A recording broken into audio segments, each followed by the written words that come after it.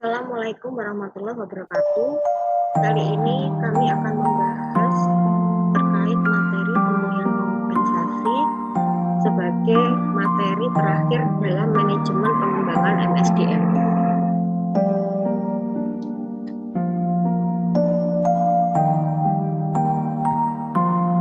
Sebenarnya apa arti kinerja atau performance? Di sini menurut Kamus Besar Bahasa Indonesia, sesuatu yang dicapai, kemampuan kerja, prestasi yang diperlihatkan. Kemudian ada juga menurut versi dari bahasa Inggris, di sini the art of performance, execution, acting performance, efficiency, the carrying out of a task or duty, and achievement, noteworthy action of it. Manajemen kinerja sendiri merupakan konsep manajemen kinerja atau performance management perlu sedikit dijelaskan di depan karena penilaian kinerja atau performance appraisal adalah salah satu unsur penting dalam manajemen kinerja. Sistem manajemen kinerja adalah proses formal yang terstruktur untuk mengukur dan mengevaluasi dan mempengaruhi sikap, perilaku, dan hasil kinerja para karyawan yang terkait dengan jabatan atau pekerjaan mereka. Menurut Scholar dan Jackson 2006, sistem manajemen kinerja membantu mengarahkan dan memotivasi para karyawan untuk memaksimalkan usaha mereka dalam mencapai tujuan organisasi. Manajemen kinerja sendiri adalah proses berorientasi tujuan yang diarahkan untuk memastikan bahwa proses-proses organisasi ada pada tempat guna memaksimalkan produktivitas para karyawan, tim, dan akhirnya organisasi itu sendiri. Ada dua komponen manajemen kinerja, yang pertama pengukuran dan umpan balik kinerja, serta yang kedua komponen imbalan dari kompensasi total.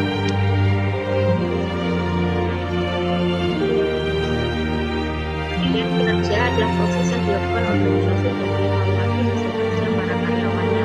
Penilaian kinerja adalah sistem formal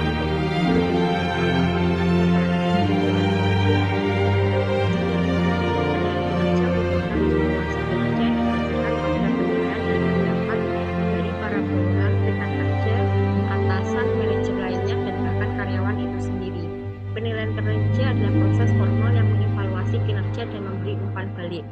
Penilaian kinerja berarti mengevaluasi kinerja karyawan saat ini dan atau di masa lalu relatif terhadap standar prestasinya. Untuk manfaat penilaian kinerja sendiri, yang pertama perbaikan kinerja, penyesuaian kompensasi, penempatan karyawan, kebutuhan pelatihan dan pengembangan, perencanaan dan pengembangan karir, mendeteksi kelemahan proses staffing, mendeteksi ketidaktepatan informasi, mendeteksi kesalahan desain jabatan, menjamin kesempatan kerja yang setara, mendeteksi faktor eksternal yang mempengaruhi kinerja, memberikan umpan balik bagi Departemen SDM. Syarat penilaian kinerja, suatu sistem penilaian kinerja harus mampu menggambarkan secara akurat kinerja yang tipikal dari seseorang karyawan. Untuk itu, sistem penilaian kinerja harus job-related, yaitu mengevaluasi berbagai perilaku kritikal yang dapat menghasilkan kinerja yang sukses, praktis, dapat dipahami dengan mudah oleh para evaluator dan karyawan, terstandarisasi, memungkinkan terwujudnya praktik penilaian kinerja yang seragam. Untuk elemen-elemen kunci penilaian kinerja, ada kinerja karyawan, penilaian kinerja, umpan balik karyawan, ukuran-ukuran kinerja, standar-standar yang terkait dengan kinerja, keputusan-keputusan SDM, dan arsip-arsip karyawan. Standar kinerja adalah tolak ukur yang digunakan untuk mengukur kinerja. Agar efektif, standar tersebut harus terkait dengan hasil yang diharapkan dari suatu jabatan. Standar-standar kinerja yang terkait dengan suatu jabatan bisa diperoleh melalui proses analisis jabatan. Di sini menggunakan prinsip SMART dalam menetapkan standar kinerja. Yang pertama, spesifik, jelas dan rinci, measurable, dapat diukur, achievable, dapat dicapai berdasarkan kesepakatan antara karyawan dan atasannya, oriented, berorientasi pada hasil, dan tim frame, jelas jangka waktu pencapaiannya. Untuk ukuran kinerja, di sini ada nilai atau peringkat yang digunakan untuk mengevaluasi kinerja. Ukuran kinerja harus mudah digunakan, dapat diandalkan, dan mampu melaporkan perilaku-perilaku kritikal yang menentukan kinerja. Jenis dan akurasi ukuran kinerja di sini ada tipe ukuran kinerja, berupa objektif, subjektif, tingkat akurasi relatif, langsung, tidak langsung. Kemudian proses penilaian kinerja, yang pertama mengidentifikasi tujuan-tujuan spesifik penilaian kinerja, menyusun kriteria-kriteria kinerja dan mengomunikasikannya kepada para karyawan, memeriksa pelaksanaan pekerjaan, menilai kinerja, mendiskusikan hasil penilaian bersama karyawan. Tantangan penilaian kinerja dalam merancang sebuah sistem penilaian kinerja yang efektif, kita perlu mempertimbangkan berbagai tantangan berikut ini. Mulai dari kendala hukum, bias penilai, masalah lintas budaya. Bias penilai. Bias adalah gangguan ketidakakuratan dalam pengukuran. Beberapa bias penilai di sini yang paling umum terjadi adalah halo effect, yaitu penyimpangan bersifat pendapat pribadi atau subjektif. The error of central tendency, yaitu penilai tidak senang memberikan penilaian jelek atau baik kepada pegawai. The lenience and strictness bias, yaitu penilai terlalu lunak atau terlalu keras. Personal prejudice, yaitu penilai dipengaruhi oleh perasaan tidak baik terhadap suatu kelompok masyarakat. The recency effect, yaitu penilaian berdasarkan penilaiannya pada perilaku kerja yang paling akhir terjadi. Metode penilaian kinerja yang pertama, metode penilaian umpan balik 360 derajat, metode skala penilaian, metode insiden kritis, metode IC, metode standar kerja, metode peringkat, metode distribusi dipaksakan, metode skala peningkatan berjangkar keperilakuan, sistem berbasis hasil. Metode penilaian kinerja sendiri, yang pertama metode penilaian umpan balik 360 derajat, meliputi masukan evaluasi dari banyak level dalam perusahaan sebagaimana pula dalam sumber eksternal. Dalam metode ini, orang-orang di sekitar karyawan yang dinilai bisa memberikan nilai, termasuk manajer senior sendiri, atasan, bawahan, anggota tim, dan pelanggan internal atau eksternal. Metode skala penilaian, penilai para karyawan berdasarkan faktor-faktor yang telah ditetapkan. Para evaluator menilai kinerja pada sebuah skala yang memiliki beberapa faktor. Faktor yang dipilih untuk evaluasi tersebut adalah faktor yang menciptakan karakteristik. Kemudian ada metode rating scale, yaitu adalah penilaian berdasarkan pada suatu skala dan dilakukan oleh seseorang penilai yang terdiri atas lagi yang dilakukan secara rutin. Kemudian metode psikologi, metode penilaian kinerja membutuhkan pendengaran seperti tindakan-tindakan karyawan dan strategi perencanaan ekonomi. Kemudian ada metode essay, penilai menulis narasi singkat yang menggambarkan kinerja karyawan. Metode ini cenderung berfokus pada perilaku ekstrim dalam pekerjaan karyawan alih-alih kinerja rutin harian. Kemudian ada metode standar kerja, membandingkan kinerja setiap karyawan dengan standar yang telah ditetapkan atau tingkat output yang diharapkan. Standar-standar mencerminkan output normal dari seseorang karyawan rata-rata bekerja dengan kecepatan normal. Kemudian ada metode peringkat, penilai menempatkan seluruh karyawan dari sebuah kelompok dalam urutan kinerja keseluruhan. Metode distribusi dipaksakan mengharuskan penilai untuk membagi orang-orang dalam sebuah kelompok kerja ke dalam sejumlah kategori terbatas mirip suatu distribusi frekuensi normal. Kemudian ada metode skala peningkatan berjangkar keperilakuan. Di sini menggabungkan unsur-unsur skala penilaian tradisional dengan metode insiden kritis. Ada pula sistem berbasis hasil, di masa lalu merupakan suatu bentuk manajemen berdasarkan tujuan. Kemudian skala peningkatan berjangkar perilaku, skala penilaian berjangkar perilaku adalah penilaian yang dilakukan dengan menspesifikasi untuk kerja dengan dimensi tertentu.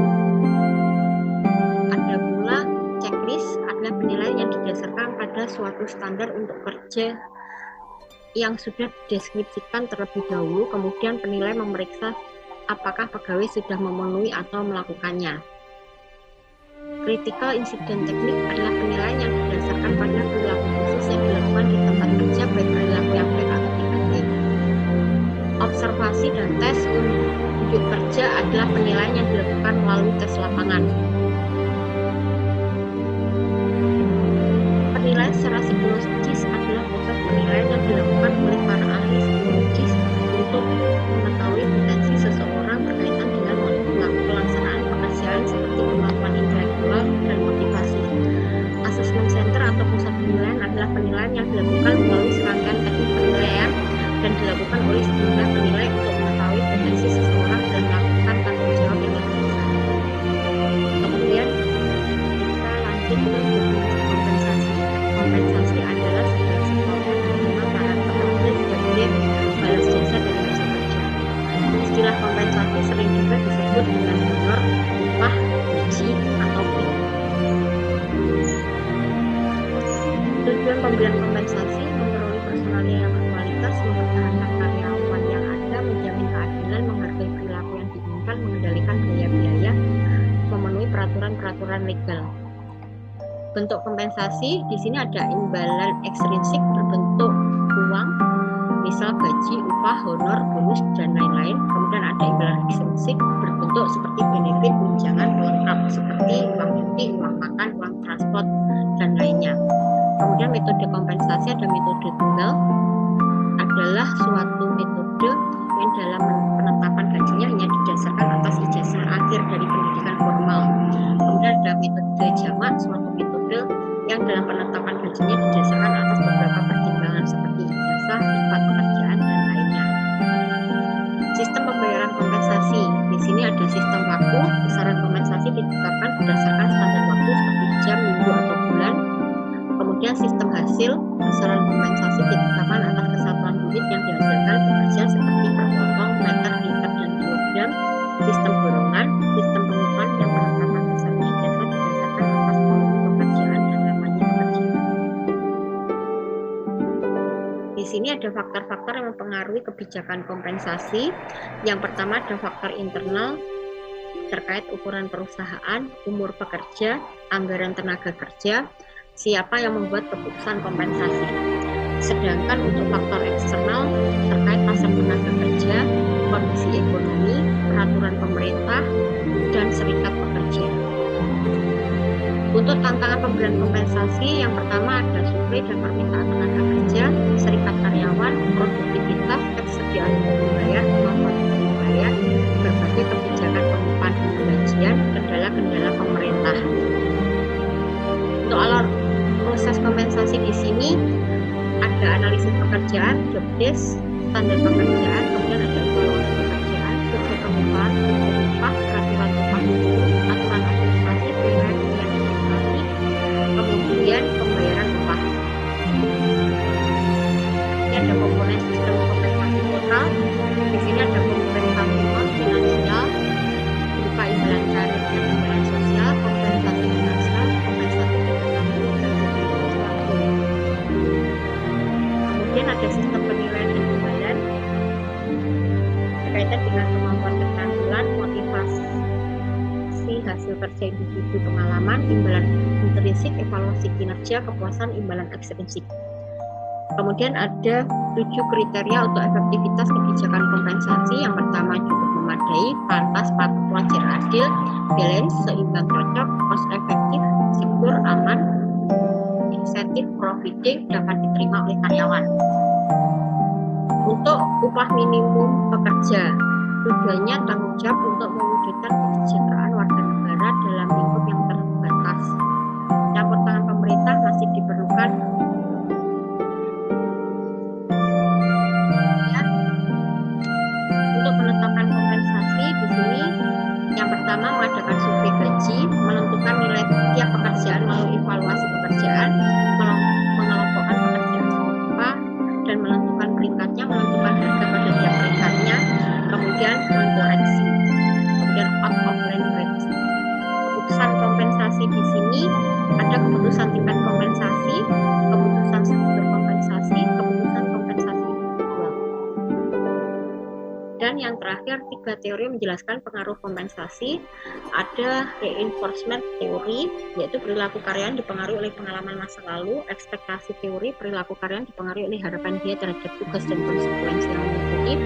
Agensi teori fokus pada perbedaan tujuan dan kepentingan dari pemilik. Kompensasi karyawan dapat digunakan untuk menyatukan tujuan-tujuan pemilik dan manajemen karyawan sebagai agen. Demikian perkuliahan kali ini. Ada kurang lebihnya, saya mohon maaf.